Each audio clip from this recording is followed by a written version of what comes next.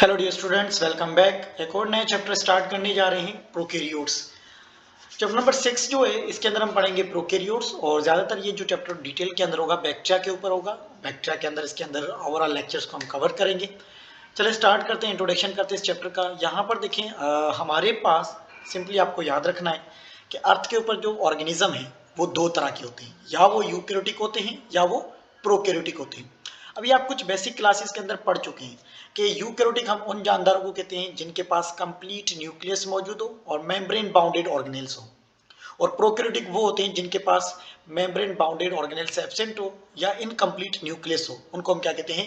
Prokaryotes organism का नाम देते हैं। किस तरह? यहाँ पर आ जाए। देखिए, आपके पास एक ये कोई सेल मौजूद है, इस तरह से ये कोई भी सेल है, और इसके अंदर ये इसका जेनेटिक मटेरियल मौजूद है सेल का, इस तरह से। ठीक है। इसी तरह एक आपके पास दूसरा यहाँ पर सेल मौजूद है, और इसके अंदर ये इसका कोई जेनेटिक मटेरियल यहाँ पर भी मौजूद है, और ये एक मेम्ब्रेन मौजूद है जिसका नाम है न्यूक्लियर मेम्ब्रेन। सेल है, सेल मेम्ब्रेन, ठीक है, ये सेल मेम्ब्रेन है, और ये न्यूक्लियस है। न्यूक्लियस के अंदर जेनेटिक मटेरियल क्रोमोसोम मौजूद है, और उसके ऊपर एक प्रोटेक्टिव कवरिंग मौजूद है। उस प्रोटेक्टिव कवरिंग का नाम क्या था? Nuclear membrane. लेकिन यहाँ पर आपको न्यूक्लियर मेम्ब्रेन नहीं मिल रही है, देखिए न्यूक्लियर मेम्ब्रेन। तो ये प्रोकैरियोटिक है। इट मीन्स कि जिनके पास न्यूक्लियस इनकम्प्लीट हो या न्यूक्लियर मेम्ब्रेन एब्सेंट हो। तो न्यूक्लियर मेम्ब्रेन एब्सेंट है तो इनको कहेंगे न्यूक्लियस जो है इनकम्प्लीट है। लेकिन इनके पास न्यूक्लियर मेम्ब्रेन प्रेजेंट होती है तो उसको कहते हैं न्यूक्लियस कंप्लीट है। तो जिनके पास कंप्लीट होगा यूकैरियोट्स, जिनके पास नहीं होगा उनको क्या कहेंगे? प्रोकैरियोट्स। और मेम्ब्रेन बाउंडेड, जैसे माइटोकॉन्ड्रिया इनके पास नहीं मिलेगा, प्रोकैरियोटिक के पास क्लोरोप्लास्ट नहीं होगा, तो ये मेम्ब्रेन बाउंडेड ऑर्गेनेल्स भी ज्यादातर इनके अंदर एब्सेंट होते हैं। अब ज्यादातर ये आगे डिस्कस करेंगे सेल के चैप्टर के अंदर भी, और यूकैरियोटिक सेल में भी, और प्लस इस चैप्टर के अंदर आगे डिस्कस करेंगे। अब इंट्रोडक्शन में देखें, बात सिंपली करते हैं टेक्सोनोमी ऑफ द प्रोकैरियोट्स। आपका जो फर्स्ट टॉपिक है वो किसका है? Taxonomy of prokaryotes. What taxonomy का मतलब होता है कि प्रोकैरियोट्स जानदार जो हैं उनको क्लासिफिकेशन में कौन से ग्रुप्स में रखा गया है। तो टेक्सोनोमी बायोलॉजी की ब्रांच है जिसके अंदर हम जानदारों की क्लासिफिकेशन पढ़ते हैं, उन जानदारों की ग्रुपिंग समझते हैं, उन जानदारों की नेमिंग करते हैं। ठीक है। तो किंगडम वगैरह के प्रोकैरियोट्स किस किंगडम में आते हैं, किस ग्रुप्स में आते हैं, तो वो टेक्सोनोमी में। तो यहाँ लगा टेक्सोनोमी ऑफ प्रोकैरियोट्स। सबसे पहले प्रोकैरियोट्स के अंदर ज्यादातर जो ऑर्गेनिज्म आते हैं, आपने नाम सुना होगा बैक्टीरिया का, साइनोबैक्टीरिया का। तो ये प्रोकैरियोट कहलाते हैं जिनके पास इनकम्प्लीट न्यूक्लियस मौजूद होता है। अब देखिए, आपके पास जो प्रोकैरियोट्स ऑर्गेनिज्म है इनको स्टार्टिंग कहाँ से हुई? तो देखिए, ये बैक्टीरिया यहाँ पर लिखा हुआ है। तो एक साइंटिस्ट था जिसका नाम था एंटोनी वैन लीeuwenhoek। इसने फर्स्ट टाइम किसको डिस्कवर किया था? बैक्टीरिया को, या लिविंग सेल को। तो याद रखिएगा कि बैक्टीरिया को किसने डिस्कवर किया था? एंटोनी वैन लीeuwenhoek। या लिविंग सेल को किसने डिस्कवर किया था? बैक्टीरिया लिविंग सेल है, किस्म का एक सेल है, यूनिसेल्यूलर। ठीक है। तो किसने डिस्कवर किया था? एंटोनी वैन लीeuwenhoek 1674। और उस वक्त इसने उसका नाम रखा था एनामिक्यूलस, एनिमल क्यूलस। एनिमल क्यूलस का मतलब होता है कि माइक्रो ऑर्गेनिज्म, एनिमल की तरह कोई छोटा सा जानदार, माइक्रोस्कोपिक हो, इसलिए उसका नाम था एनिमल क्यूलस का नाम से। फिर उसी का एनबर्ग 1882 के अंदर उसका नाम एनामिलिक्यूस से चेंज करके क्या कर दिया? उसका नाम बैक्टीरियम कर दिया। उसका नाम क्या रखा दिया? बैक्टीरियम या बैक्टीरिया रख दिया गया।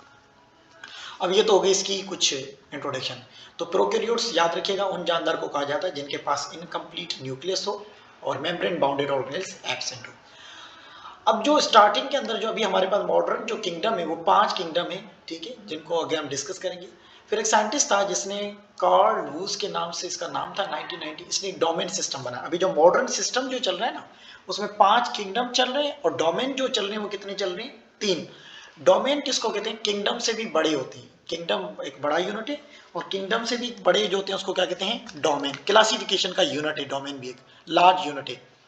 और डोमेन सिस्टम कौन लेकर आया था? कार्ल वूस 1990 के अंदर। इसने 3 डोमेन बनाए। जितने भी ऑर्गेनिज्म है अर्थ के ऊपर, जितने भी प्लांट, एनिमल्स, बैक्टीरिया, सबको, अल्जी, फंजाई को मिलाकर इसने 3 डोमेन को क्रिएट किया। 3 डोमेन्स इसने क्रिएट किए। इनमें एक डोमेन का नाम रख दिया गया आर्चिया, दूसरे का रख दिया बैक्टीरिया, और तीसरे का जो रखा था वो यूकेरिया। आर्चिया अलग थे, बैक्टीरिया से अलग थे। और यूकेरिया के अंदर इसने जो ऑर्गेनिज्म रखे थे वो प्रोटिस्टा थे, ठीक है, और माइकोटा थे। माइकोटा का मतलब फंजाई, प्रोटिस्टा में अल्जी वगैरह आ जाती है, और माइकोटा, फंजाई, प्लांटी जो थे वो भी इसके अंदर रखे गए थे, और एनिमलिया। तो 3। तो इसमें एक जो था यूकेरिया, माइकोटा, प्लांटी और एनिमल। बाकी ये जो थे आर्चिया और बैक्टीरिया, ये प्रोकैरियोट्स थे। बाकी यूकैरियोट्स जो थे वो ये थे यूकेरिया, ये ट्रू यूकैरियोट्स थे। और आर्चिया और बैक्टीरिया जो थे ये क्या थे, ये डोमेन अलग अलग से हुआ। देखें जितने भी लिविंग ऑर्गेनिज्म है उनको तीन, बैक्टीरिया, आर्चिया एंड यूकेरिया, ये तीन डोमेन्स के अंदर क्लासीफाई किया गया है। ठीक है, अभी जो क्लासिफिकेशन की गई थी इनकी सेल मेम्ब्रेन की स्ट्रक्चर के ऊपर, राइबोसोम, इनकी सेल मेम्ब्रेन, इनकी अंदर सब सेलुलर जो स्ट्रक्चर थे उनकी बुनियाद पर इनको अलग अलग क्लासिफिकेशन की गई थी। अब हमारे पास देखें स्टार्टिंग कहाँ से हुई है क्लासिफिकेशन की। सबसे पहले जो ऑर्गेनिज्म आए थे अर्थ के ऊपर उस वक्त बैक्टीरिया भी मौजूद थे। तो 1758 के अंदर एक साइंटिस्ट था लाइनियस, कार्ल लाइनियस, इसने जो टू किंगडम क्लासिफिकेशन सिस्टम दिया। उस वक्त बैक्टीरिया कहाँ पर मौजूद थी, उस वक्त बैक्टीरिया को रखा गया था प्लांटी के साथ। तो शुरू में दो किंगडम बनाए थे, एक किंगडम प्लांट था, एक किंगडम एनिमलिया था, प्लांटी और एनिमल। और इनको बनाया गया था किसकी बुनियाद पर बनाया था, सेल वॉल की बुनियाद पर। उस वक्त बैक्टीरिया के अंदर सेल वॉल थी इसलिए उसको प्लांटी के साथ रखा गया। फिर 1866 के अंदर एक और साइंटिस्ट आया जिसका नाम था हेकल, इसने थ्री किंगडम क्लासिफिकेशन का सिस्टम दिया। ठीक है, वैसे तो एक और बुक फेडरल बायोलॉजी के अंदर तो वहां पर जॉन हॉग होगा, उसने फर्स्ट टाइम दिया था प्रोटिस्टा। फिर उसी के अंदर दो डिवीजन कर दी थी, एक डिवीजन में हायर प्रोटिस्ट रखती थी, एक में लोअर प्रोटिस्ट। तो लोअर जो प्रोटिस्ट थे तो वो किसने दिया था, लोअर प्रोटिस्ट, वो हेकल ने दिया था। लेकिन आपको अपनी बुक के हिसाब से फॉलो करना है। हेकल ने 1867 के अंदर थ्री किंगडम क्लासिफिकेशन सिस्टम दिया, इसने तीन किंगडम बनाए प्रोटिस्टा, दो ऑलरेडी मौजूद थे, किंगडम प्लांटी और एनिमलिया ऑलरेडी मौजूद थे। इसने क्या किया, इससे प्लांटी से बैक्टीरिया को निकालकर एक अलग प्रोटिस्टा का ग्रुप बना दिया। ठीक है, फिर एक और साइंटिस्ट है चेटन के नाम से, 1925 में इसने दो एम्पायर्स बनाए, एक प्रोकैरियोट्स दूसरे यूकैरियोट्स। इट मीन कि इसने बैक्टीरिया को अलग कर दिया, बाकी जो थे जितने भी ऑर्गेनिज्म थे, प्लांट, एनिमल, फंजाई, उनको अलग इस ग्रुप में रखा गया। फिर एक और साइंटिस्ट आया कॉपलैंड, 1938 के अंदर फोर किंगडम लेकर आया। इसने तीन किंगडम तो ऑलरेडी मौजूद थे प्रोटिस्टा, इस प्रोटिस्टा से इसने जो बैक्टीरिया थे या प्रोकैरियोट्स से उनको निकालकर एक अलग ग्रुप बना दिया जिसका नाम रख दिया गया मोनेरा या प्रोकैरियोट्स का नाम रखा गया।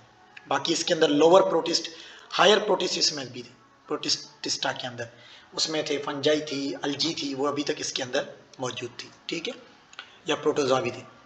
फिर एक और साइंटिस्ट आया रॉब वर्टिकर के नाम से, जिसने 5 किंगडम क्लासिफिकेशन सिस्टम दिया और 5 किंगडम बनाए। इस बार एनिमल भी मौजूद था, फंजाई भी था, सॉरी एनिमल था, प्लांट था, प्रोटिस्टा, मोनेरा। इसने पांचवा किंगडम क्या था, फंजाई को अलग कर दिया। इसने प्रोटिस्टा को निकालकर इनका फंजाई का किंगडम अलग बना दिया गया। ठीक है, तो 5 किंगडम क्लासिफिकेशन सिस्टम यहाँ पर हो गई। लेकिन इसमें भी थोड़ी गलतियां थी वर्टिकर की क्लासिफिकेशन में भी। फिर एक और दो और साइंटिस्ट आए, एक का नाम था मॉर्गेलिस और दूसरे का नाम था शेवार्ट्स। ये 1988 के अंदर आए थे और इन्होंने इसको 5 किंगडम को मॉडिफाई किया, चेंज तो नहीं किया लेकिन इनको मॉडिफाइड कर दिया। तो उसको कहा जाता है modified 5 kingdom classification system of Margulis and Schwartz. और वो फर्स्ट टाइम 5 किंगडम किसने दिए थे, वर्टिकर ने दिए थे 19। फिर यहाँ पर इसी 5 किंगडम को 3 डोमेन्स के अंदर इंक्लूड किया जाता है। 3 डोमेन्स के अंदर बैक्टीरिया और ये आर्चिया और ये यूकेरिया के नाम से 3 डोमेन्स मौजूद है। तो ये आपके पास हो गई टेक्सोनॉमी ऑफ प्रोकैरियोट्स के बारे में, यहाँ पर हमने डिस्कस कर लिया है। ठीक है, अब ज़्यादातर ये जो डिटेल है ना, ये पूरा 5 किंगडम किस तरह बने, इसका एक डिटेल लेक्चर मेरा अपलोड है। तो वहाँ पर आप सर्च करेंगे 2 to 5 किंगडम क्लासिफिकेशन सिस्टम, तो वहाँ पर ये आपको मिल जाएगा 2 to 5 kingdom classification system by Sunil Naravane. तो वो आपको टॉपिक वहाँ पर मिल जाएगा। ठीक है, तो ये हो गया इसका इंट्रोडक्शन। नेक्स्ट लेक्चर के अंदर हम ऑलरेडी आगे डिस्कस करेंगे फाइलोजेनी ऑफ बैक्टीरिया के बारे में। Thank you.